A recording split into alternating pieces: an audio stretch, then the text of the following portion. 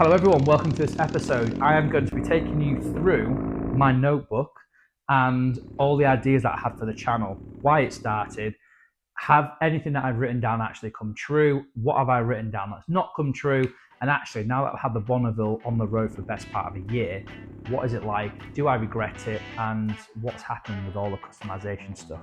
Why am I going back to standard, or at least taking off the stuff that I paid to get put on the bike?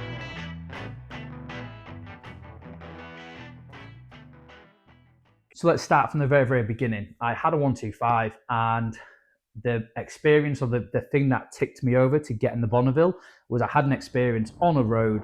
I was into headwind, going about 45 miles an hour.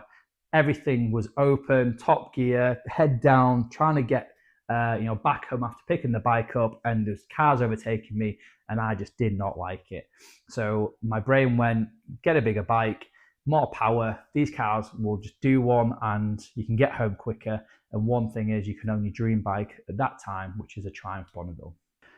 Fast forward a few months, and I purchased the Bonneville. I got it from Superbike factory for what I thought was a great price. I had a budget in mind, and there was a few other bikes I was looking at, but I've always wanted a Bonneville for years and years and years. Never thought actually I'd ever get one, but I figured, you know what, it's in my price range, it's in my budget, it was top end, but it's there. Why would I pick any other bike? So I bought it. Fast forward 2 or 3 weeks later, Superbike factory delivered the bike. Again, I've got no issues with them whatsoever. This isn't a paid for or sponsored video by any stretch of the imagination, but I know people have different experiences. My experience was it was pretty seamless. I called them up, saw the bike, called them, paid the deposit. Bike was then delivered after going through its checks and had 2 new tyres put on it. They also put on things like a new airbox.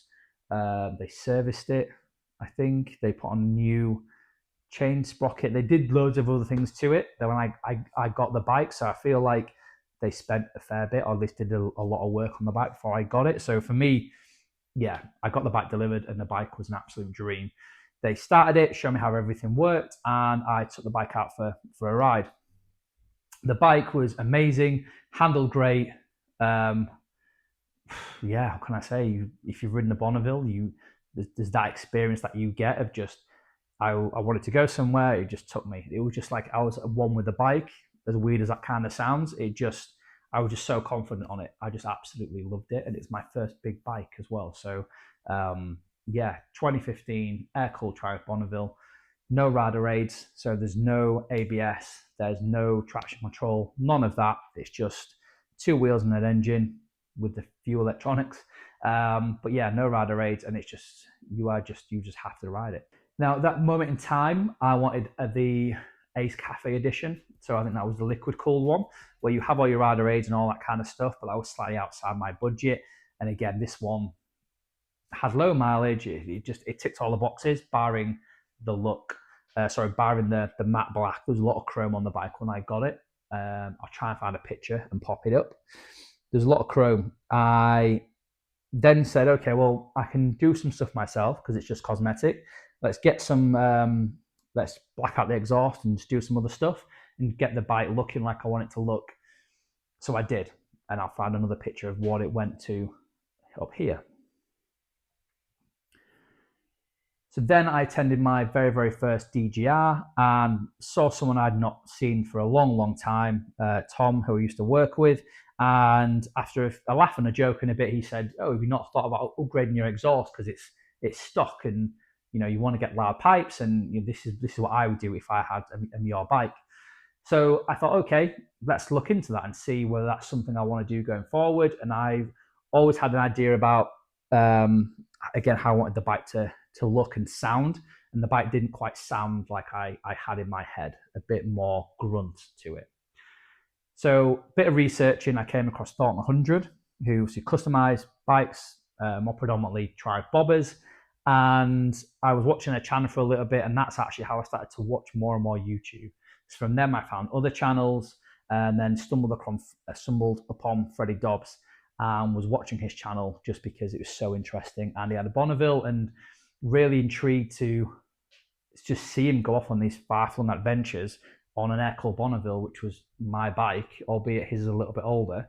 And I was just engrossed with it and just watching as much and taking as much content as I possibly could, as well as started tinkering with the bike myself. So I changed some of the lights to the M-Blaze lights and just did some other stuff like put a tail tidy on and just started to customize the bike a little bit. But one sticking block I had was the exhaust. I wasn't technically minded or mechanical enough to take off the exhaust, at least at that time. I knew nothing about anything at this point. I know a little bit more now, still not enough to start doing things like that. But yeah, at that time I didn't want to do anything mechanical to the bike.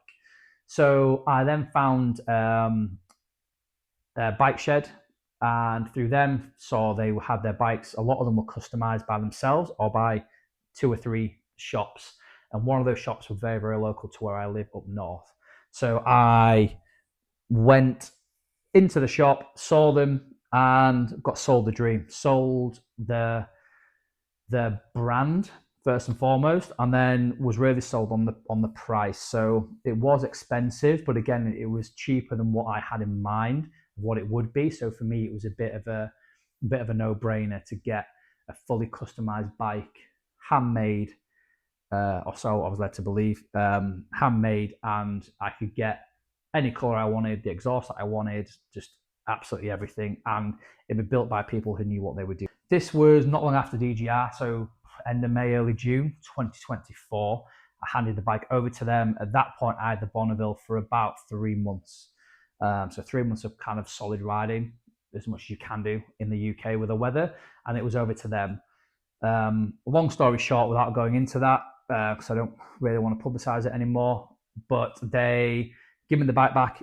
It was either late January or early February. For that, I said I'm going to set up a YouTube channel and I want to tell people about my customize experience, and obviously I'll throw your name in there and you might get some more custom from it. So I really, really want my bike back. And I'd not ridden it for so long. And again, my confidence at this point was if this was the floor level, it was basement level of me thinking, how do I even start the thing? Like, I can't remember anything. Anyway, went down to the shop, picked up the bike, and it looked absolutely amazing, exactly how I wanted it. And it just ticked all the boxes. I jumped on the bike, started it first time. So I remembered, left the shop, and then within 30 seconds of me further down the road, something felt off. There was just no power to the bike. It felt like I was riding, it didn't feel like I was riding a Triumph Bonneville that I gave them. There was just nothing there. Like I turned the throttle and it was like a bit of a lag before it kind of do anything. And I just felt like something was kind of off. See, the exhaust was extremely loud. This is back in the days before I wore earplugs.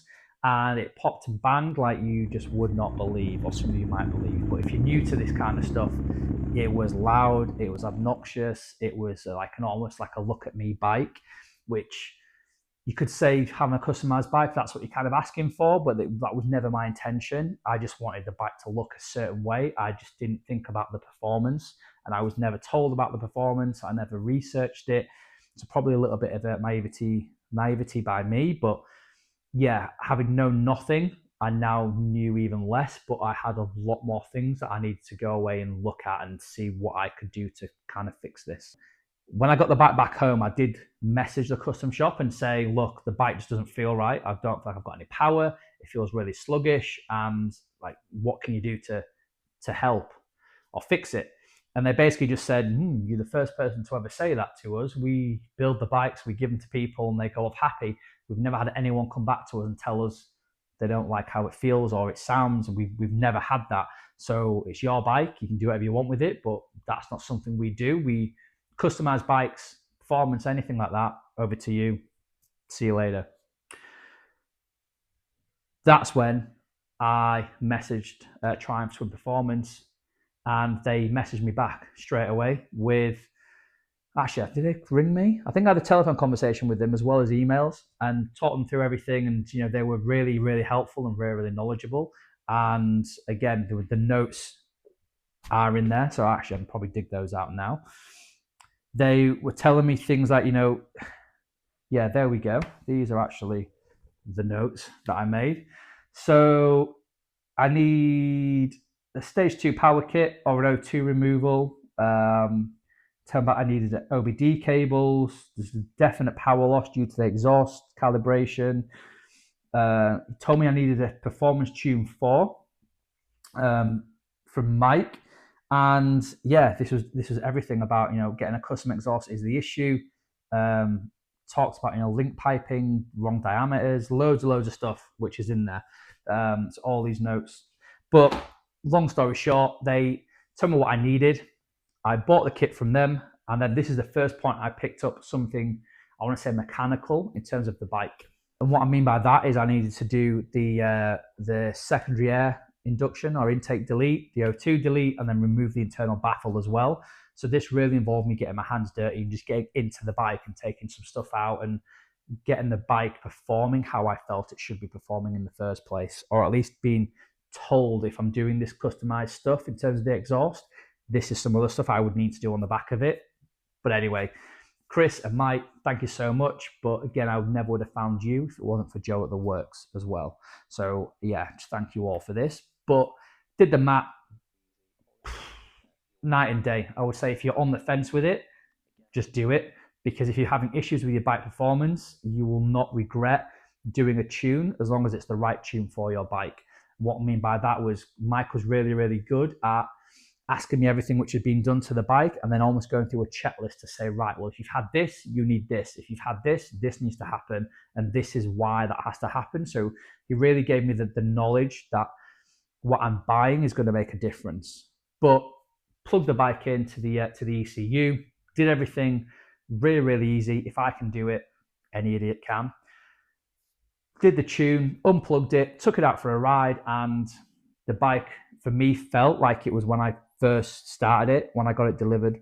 Torque was there, power was there, absolutely everything. And I'm a very analytical numbers guy, and seeing those on the screen in terms of the ECU dashboard, where everything needed to be, that for me was very reassuring. And feeling it as well was that sensory thing to go, do you know what, that was like money well spent. And I was at that point just flying so high, thinking I've got my bike how I want it to look, I have the performance back, everything. I can't thank those people enough for what they did to my bike. Did it myself, but using their tools. So fast forward then, another few months was the 2025 DGR, and I was up in the North Yorkshire moors, and my oil pressure sensor light kept on flicking at just random points. And I thought, I've got another issue, and it's a few weeks now before DGR. Pinged Joe a message and said, look, any help, any ideas with this? And he came back with really helpful things. And actually, we ended up doing a virtual workshop session. First time speaking to Joe and Emily, actually, albeit virtually. But yeah, they taught me through just like this and working on the bike, and they were talking me through it all. Asked me if I had a gas or an electric oven, which was worrying at the time. I was thinking, why? I've got gas, which was great news for Joe. Again, sorry, if you haven't seen that video, go back and watch it. The stuff he had me doing was quite scary, but now it makes perfect sense, and I trust him explicitly. So if he ever asks me to do that again, yeah, I'd do anything that he asked me to do, within reason.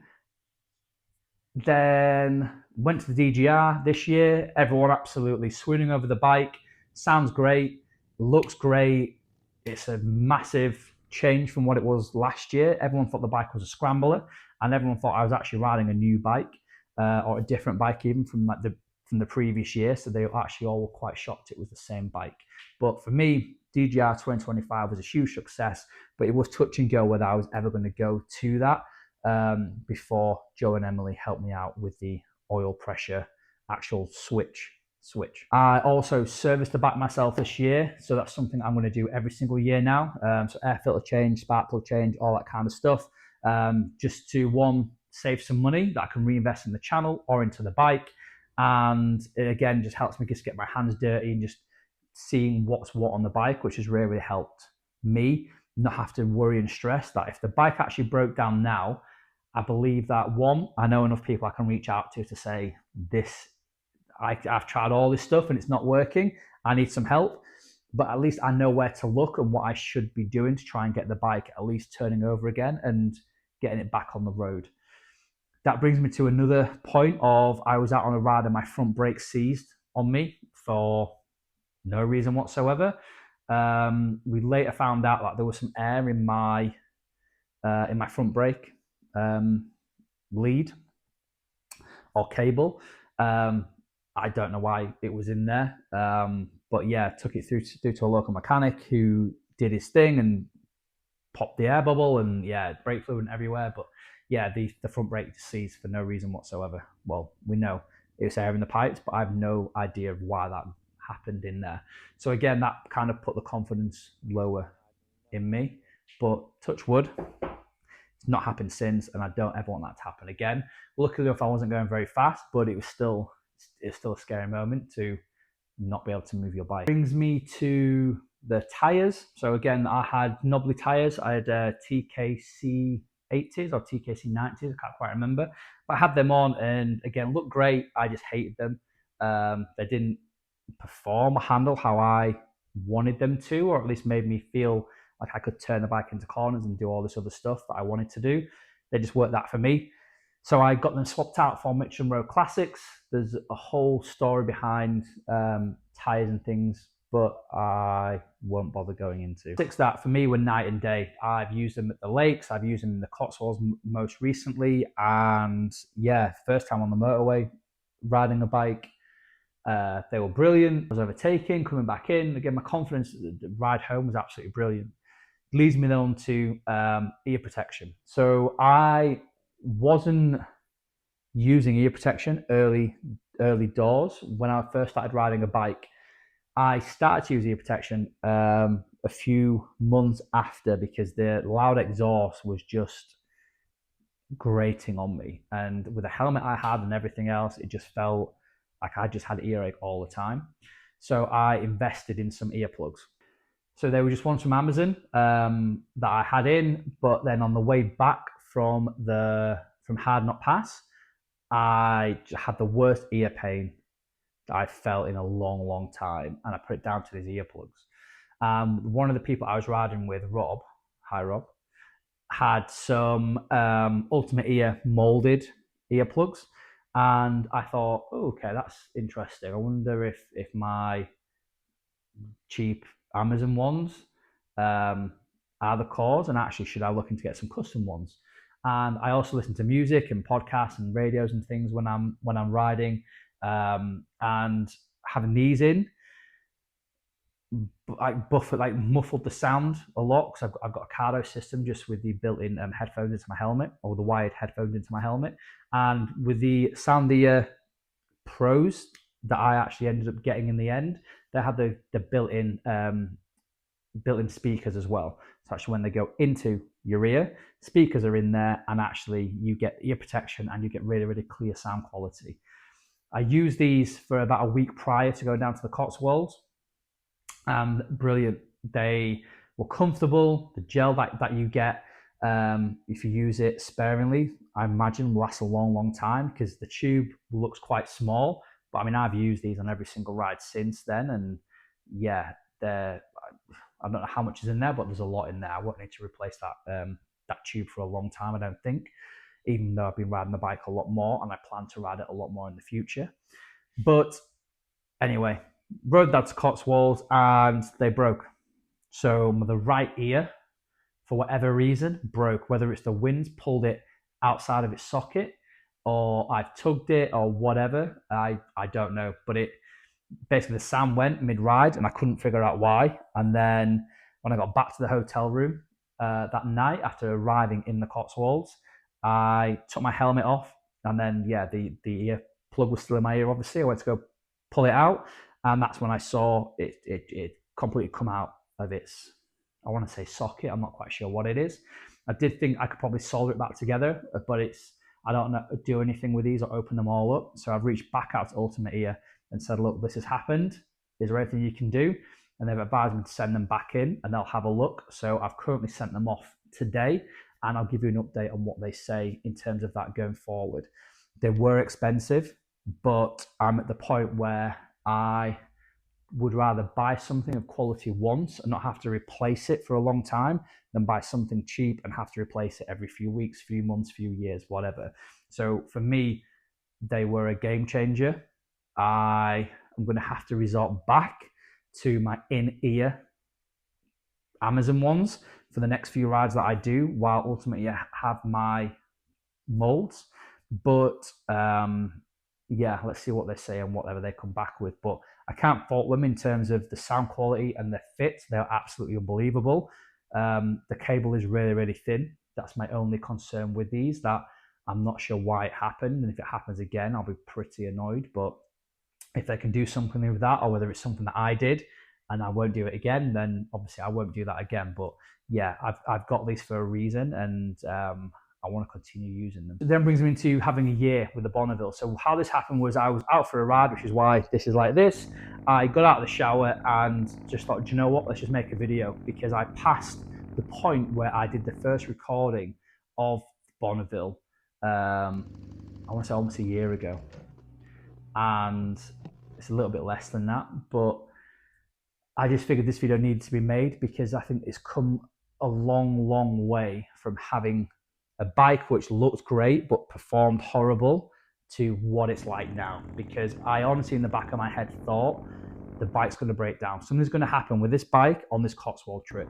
I had peace of mind because I had Joe there who could fix anything. So I wasn't worried, but on the ride back, I had this beaming smile on my face because the bike had got me from North Yorkshire to Cotswolds to Tamworth, Birmingham, and was taking me back home without anything. No oil light, no issues.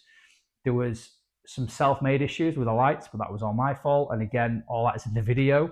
But just the channel has absolutely grown massively, and it was never my intention to continue with this. It was only because after those first few videos of me saying, these are my bike issues, this is how I fix them, might have resonated with a few people. It clearly has, because people that were with me from day one or day two are still here now in the comments, engaging with me. So again, thank you very much for your support. And it's purely because of that, this is now still going, because the issues with the bike, touch wood, are done. I'm definitely, if it ain't broke, don't fix it. I want to upgrade the front shocks, and I've bought all the kit. Spoke to Joe and said, look, are you going to help me through this? And he was like, well, why? Unless it breaks or something happens. Do you like the bike and how it runs? Yes. Could I make it better? Probably, but as it's working at the minute, why bother? So that might come at a later point, but for the minute, yeah, the Bonneville is here to stay. There will be a new update coming in the new year, but that is going to be in terms of just the paint work for the side panels. So more on that as the time comes to tell you what's going to happen with that going forward. But as the bike is now, the bike is to stay. There'll be a few other things at the back end in terms of the panniers, just because the lights at the minute, where the pannier rail is, I've got the Trip Machine Rambler rucksack, and if I put that on the side of the bike, it blocks the rear indicator light and stop light. So I've only got one. So safety wise, it's just not great. And I'm pretty sure it's illegal to cover one of your lights. But anyway, I can't have the current setup I've got will not allow me to have the pannier on the side of the bike. So I need to move my rear lights to the rear where the number plate now is for me to be able to put panniers on. Once that's done, the bike is perfect for me. Definitely a touring bike for what I need it for. That then brings me on to what's next. So I am trying my hand at some mechanics, which I believe now that I still got a long way to go with the Bonneville, but I know enough to get the bike running and enough to service the bike and just do little things like changing gaskets myself. I want to try my hand at doing it to another bike, which is a BMW R Series, and I want to turn it into a bobber. So I've bought the bike already. This is a sneak peek to what I've been doing already, and there'll be some videos coming up on me doing this build. And the idea of that is I'll have my Triumph Bonneville, all the big touring stuff and just my go-to, my favorite bike. But then I've also got a bobber, which I just want to scratch the itch and just see whether I get on with it. and I just love the look of these BMWs. So I'm going to try my hand at that and see how that goes. And I also like to try and keep it the standard color, so white, so I can have a black silver bike and a white bike. I just think that'd be a nice contrast to have. But yeah, try my hand at just some of that. So real electrics. I've gone for Moto Gadget electrics, so stripping all the old ones out and just starting scratch, sanding things down, repainting, cutting things off, adding things to. It's all going to come up and you'll see it all in the near future. But hopefully you've all enjoyed this video, and I will see you all in the next ones.